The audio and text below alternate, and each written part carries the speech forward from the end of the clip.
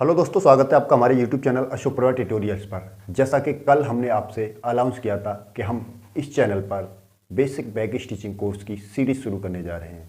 तो यह वीडियो उसी सीरीज़ का पहला वीडियो है जिसमें हम जानेंगे कि बैग में प्रयोग होने वाले मटेरियल्स को हम कहाँ से ले सकते हैं और कौन कौन सा मटेरियल्स बैग बनाने में प्रयोग किया जाता है। तो चलिए वीडियो को शुरू करते हैं। वीडियो को शुरू करने से पहले अगर आपने अभी तक हमारे चैनल को सब्सक्राइब नहीं किया है तो प्लीज़ चैनल को सब्सक्राइब कर दें, जिससे कि एक भी वीडियो आपसे छूट ना। तो चलिए शुरू करते हैं पहली वीडियो को। तो सबसे पहले बैग बनाने के लिए हमें जो सबसे इम्पोर्टेंट चीज़ होती है, जिसकी हमें ज़रूरत होती है, वो होता है फैब्रिक। बैग बनाने में हम कई प्रकार के फैब्रिक का प्रयोग करते हैं। तो वो फैब्रिक हमको मिलता कहाँ से है? तो अगर आप नए हैं, बिगिनर हैं और बैग बनाने का काम सीख रहे हैं, तो ऐसे में आप बैग बनाने में जो फैब्रिक का प्रयोग किया जाता है वो आप अपने घर में जो भी पुराने पैंट, शर्ट या अदर कोई फैब्रिक है उसको बैग बनाने में उपयोग में ले सकते हैं। फिर भी अगर आप जानना चाह रहे हैं कि मैं जो बैग बनाता हूँ वह फैब्रिक मैं कहाँ से लाता हूँ, तो देखिए, मैं इस तरह के फैब्रिक का उपयोग बैग बनाने में करता हूँ। कई सारे तरह के फैब्रिक मेरे पास हैं। इन सभी फैब्रिक का उपयोग मैं बैग बनाने के लिए करता हूँ। तो ये फैब्रिक मैं कहाँ से लाता हूँ?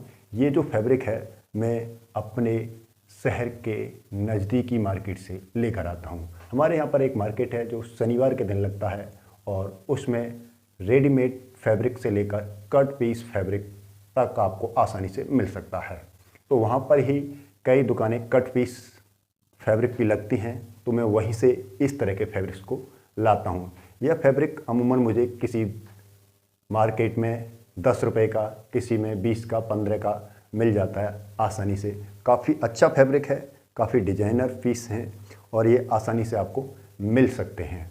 फिर भी अगर आपको इस तरह के पीस को चाहिए तो आप अपने किसी भी नज़दीकी बाज़ार में जाकर इस तरह की दुकान को खोज सकते हैं। अन्यथा की स्थिति में अगर आपके पास में ऐसी कोई दुकान नहीं है तो आपके जो नज़दीकी शहर है या बाज़ार है उसमें जो फैब्रिक की शॉप होती है, जहाँ पर फैब्रिक को बेचने के बाद जो छोटे छोटे टुकड़े बच जाते हैं उन्हें भी आप खरीद सकते हैं। वो भी आपके लिए काफ़ी सस्ते। फैब्रिक के बाद बैग बनाने में जो सबसे ज़्यादा प्रयोग किए जाने वाली चीज़ है वो है इंटरफेस, यानी कि बैग के अंदर जो हम प्रयोग करते हैं वो। तो बैग के अंदर जो इंटरफेस का प्रयोग किया जाता है, तो अगर आप सीख रहे हैं, बिगिनर हैं, शुरू से बैग बनाना सीख रहे हैं, तो ऐसे में आपको कोई नई चीज़ खरीदने की ज़रूरत नहीं है। आप अपने घर पर बहुत सारे जो प्लास्टिक बैग्स होते हैं उनका उपयोग कर सकते हैं। जैसे राइस बैग का बैग हो गया, आटा बैग हो गया, कोई भी प्लास्टिक बैग, सीमेंट बैग हो गया, उसका उपयोग आप बैग्स बनाने में कर सकते हैं। जैसा कि मैं इस तरह के बैग्स का प्रयोग करता हूं कभी कभी। ये एक राइस बैग था, इसमें से मैंने कुछ हिस्सा अपने बैग बनाने में उपयोग कर लिया है, ये बचा हुआ है। तो आप इस तरह के बैग्स का भी प्रयोग बैग बनाने में कर सकते हैं।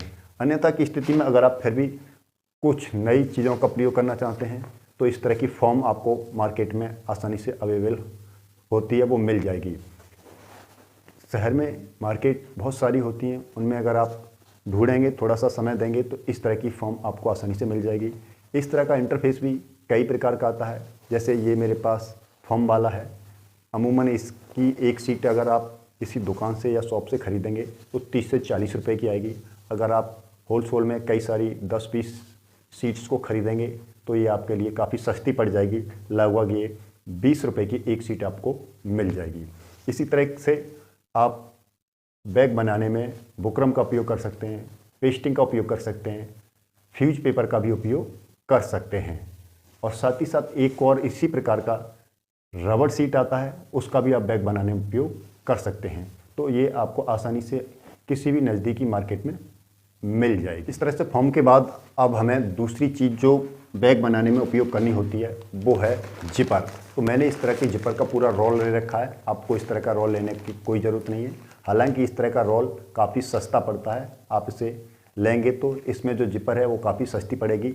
अमूमन आप मार्केट में इस तरह की जिपर को ख़रीदेंगे तो 10 रुपये मीटर आपको मिलेगी। अगर आप इस तरह का पूरा एक रोल ले लेते हैं तो इसमें लगभग 200 मीटर जिपर आती है और ये लगभग 400 से 500 रुपये का आपको आसानी से मिल जाएगा। अन्यथा तो ये लगभग आपको 2000 रुपये मीटर का पड़ेगा। तो अगर आप सीख रहे हैं तो आपको इस तरह का रोल लेने की कोई ज़रूरत नहीं है। आप थोड़ी थोड़ी करके चेन भी खरीद सकते हैं। सभी के बाद बैग बनाने में हमें जो सबसे ज़्यादा ज़रूरत और किसी चीज़ की पड़ती है तो वो है रनर। तो मैंने इस तरह के रनर्स का एक पूरा पैकेट ले रखा है। आप भी इस तरह के रनर्स को ले सकते हैं। अगर आप एक एक करके इस तरह के रनर के पीस को लेंगे तो ये आपको मार्केट में लगभग 5 रुपये का, 8 रुपये का, 7 रुपये का, 10 रुपये का मिलेगा। अगर आप इकट्ठा एक साथ ले लेते हैं 1000 पीस को तो ये आपको काफ़ी ज़्यादा सस्ता पड़ेगा। अमूमन 1000 पीस आपको 600 से 700 रुपये में मिल जाएंगे। और यह भी रनर आपको उसी शॉप पर मिल जाएगा जहाँ से आपने फॉर्म को ख़रीदा, जिपर को ख़रीदा, तो वहाँ से ही आपको आसानी से मिल जाएगा। अन्यथा आप किसी रिटेल दुकान से इसको ख़रीदेंगे तो 5 रुपये का, 10 रुपये का आपको मिल जाएगा। अगर शुरू में आप सीख रहे हैं बैग बनाना तो आपको ज़्यादा किसी चीज़ को ख़रीदने की ज़रूरत नहीं है। कम से कम आप सामान को ख़रीदिए और उसी से बैग बनाना सीखिए। जब आप सीख जाएं तो ज़्यादा सामान एक साथ आप ले सकते हैं। और उसके बाद आपको बैग बनाने के लिए एक इंची टेप की ज़रूरत पड़ेगी और कुछ चॉक्स जो हमें निशान लगाने के लिए प्रयोग किया जाता है कटिंग करते समय, और एक सिलाई मशीन। ये सारी चीज़ें तो आपके पास होंगी। तो यह वीडियो आपको कैसा लगा अपनी राय हमें कमेंट बॉक्स में ज़रूर दीजिएगा। तो मिलते हैं आपसे हम कल फर्स्ट वीडियो फर्स्ट डिज़ाइन के साथ। तब तक आप अपने लिए ये सारी मटेरियल्स को एकत्र कर लीजिए। सो थैंक यू, धन्यवाद।